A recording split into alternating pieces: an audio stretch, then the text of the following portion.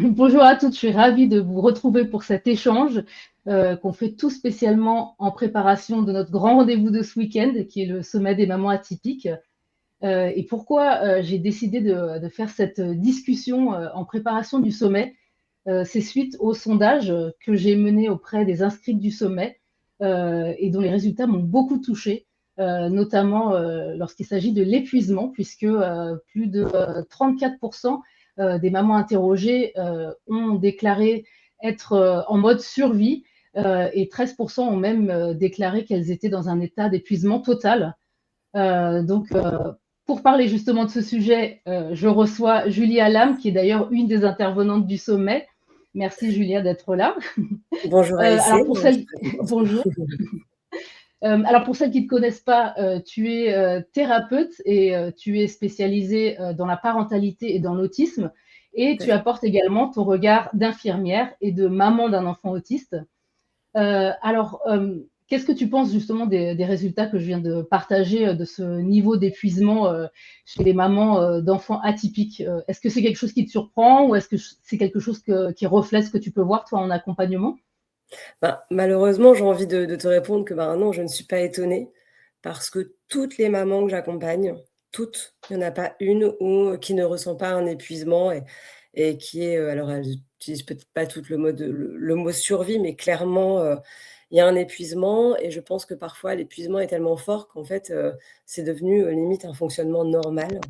Et donc elles se sentent complètement perdues et voilà, il y a plus de compréhension, on n'a plus confiance en nous, on ne sait plus quoi faire, mais c'est vraiment l'épuisement qui gère tout ça. Donc non, je ne suis pas étonnée de ce résultat, de sondage, pas du tout.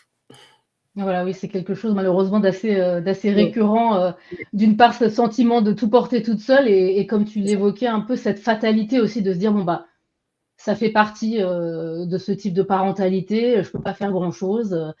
Alors, bah, justement, comment tu accompagnes ces mamans, quelles clés tu peux leur donner pour les Alors, aider déjà dans un premier temps, il est important que, lorsque je reçois une maman en accompagnement et qu'elle m'explique, cette surcharge mentale, hein, puisque là on n'est même plus dans de la charge mentale, on est dans de la surcharge mentale. C'est déjà très important qu'elle puisse la reconnaître et qu'elle puisse aussi avoir un peu de reconnaissance. Parce que clairement, le manque de reconnaissance amplifie aussi cet épuisement et cette sensation de survie, en fait. Parce que voilà, en fait, comme les mamans, tiennent, on se dit: «Ben, ça va». Même que ce soit l'entourage, les professionnels, toutes les personnes se disent: «Ben, ça va, c'est normal» et puis, on est aussi dans une société aujourd'hui où on utilise la charge mentale un peu dans à toutes les sauces entre guillemets, donc finalement, on se dit: «Oh bah, elle y arrive, donc tout va bien» et puis, finalement, cette charge mentale et cet épuisement devient, invisible, en fait, donc ça amplifie encore plus. Donc là, l'idée dans mes accompagnements, c'est déjà de mettre ça en avant et de ne plus le cacher parce que c'est pas une faiblesse, c'est quelque chose de normal et puis on essaie aussi un peu de comprendre pourquoi on reste dans ce fonctionnement et bien souvent, en fait, il y a un peu ce système de contre-courant. Donc c'est-à-dire qu'on fonctionne contre soi-même et donc on s'épuise, ce qui fait que finalement on n'arrive pas à s'en sortir. Moi j'utilise souvent cette image, où on a traversé un fleuve vraiment, avec un courant énorme et finalement si on veut le traverser, mais on nage, on tente de lutter contre, on s'épuise et on n'avance pas alors que finalement parfois c'est pas du lâcher prise, on se laisse porter par le courant, on voit où ça nous amène et finalement, généralement, on arrive quand même à passer de l'autre côté du fleuve. Peut-être pas à l'endroit attendu, mais on y arrive quand même et donc voilà, on a préservé son énergie pour arriver ailleurs et parfois, la petite cerise sur le gâteau, c'est que ça nous offre d'autres opportunités. Donc voilà comment un peu je travaille avec les parents. Après, c'est propre à chacune, si on parle des mamans et de leur fonctionnement. Donc voilà, en partie, pour mon travail. Merci Julia, parce que c'est très important et très précieux ce que tu dis. D'abord, ce que tu disais dans la première partie de ta réponse, cet effet un peu de banalisation, hein, comme tu dis, ouais, on parle toujours de la charge mentale, c'est normal, et finalement, ça minimise Oui. ce poids, ça culpabilise aussi les mamans, donc ça contribue aussi à l'épuisement émotionnel. Donc c'est vraiment malheureusement parfois un cercle vicieux et justement des approches comme celle que tu proposes, bah, ça permet à ces mamans de sortir de ce cercle vicieux et de se dire qu'il y a d'autres façons de faire en fait, et qu'on peut trouver des façons qui soient plus adaptées non seulement à notre enfant, mais aussi à nous. Et d'ailleurs, ça rejoint le sujet que tu vas traiter lors de ton intervention pendant le sommet, Oui. puisque tu interviens le dimanche à 10h et que tu vas parler de l'acceptation.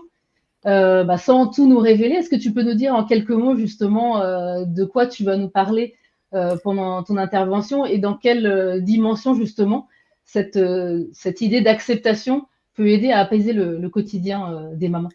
Alors, en fait, l'idée de passer par l'acceptation, c'est pas de dire oui, bon ben j'accepte, j'ai un enfant avec un trouble du neurodéveloppement, voilà, j'accepte et j'avance parce que c'est beaucoup plus profond. Sans trop spoiler, je vais aborder déjà le fait que on met beaucoup de pression sur les parents en disant voilà, observez votre enfant. Après, moi, la première dans tout ce que j'explique pour accompagner son enfant, notamment autiste, puisque bon, moi, c'est un peu ma spécialité, j'explique aux parents qu'il faut être un super observateur, un expert, et donc pour pouvoir vraiment le connaître le mieux possible. Mais ce qui est important aussi déjà dans un premier temps, c'est de se connaître soi-même, de connaître ses propres limites, de savoir voilà, là où on a des points forts, là où on a des points faibles, là où on se dit ah là c'est pas négociable, je peux pas assurer dans ce domaine-là. Et déjà si on connaît nos limites, si on se connaît vraiment, on arrivera forcément à beaucoup plus adapter notre énergie à des moments et moins à d'autres. Et ça, je pense que c'est l'une des clés, enfin, c'est un gros, gros levier pour préserver voilà, son énergie, pour pouvoir aussi accepter la situation et voilà, et atteindre nos objectifs sans y renoncer parce que ça, souvent, on se dit, ben, c'est tout, je vais pas pouvoir atteindre l'objectif, donc je renonce. Mais non, en fait, c'est pas comme ça que ça fonctionne. On passe juste par des chemins différents. Donc voilà, ça, c'est un premier gros point que je vais aborder dimanche. Donc finalement, c'est un gros, gros travail sur soi et tout ce qu'on applique à notre enfant dans les différentes approches dans sa prise en charge, qu'elles soient comportementales, développementales, en fait, finalement, il faut aussi qu'on se l'approprie et qu'on fasse un travail un peu sur nous-mêmes, quoi. Tout à Voilà. fait. Et surtout qu'en tant que maman, c'est un peu souvent ce qu'on oublie dans l'équation, hein. C'est vrai qu'on est très focalisé sur comment accompagner notre enfant, comment mieux le comprendre, comment adapter, on va dire, le cadre éducatif ou l'accompagnement aux spécificités de notre enfant. Mais c'est vrai que pour pouvoir tenir sur la durée, Oui, pour avoir cette énergie, puisque c'est quand même un accompagnement qui demande beaucoup d'énergie, c'est important, exactement comme tu dis, de se connaître, de connaître ses limites, ses besoins.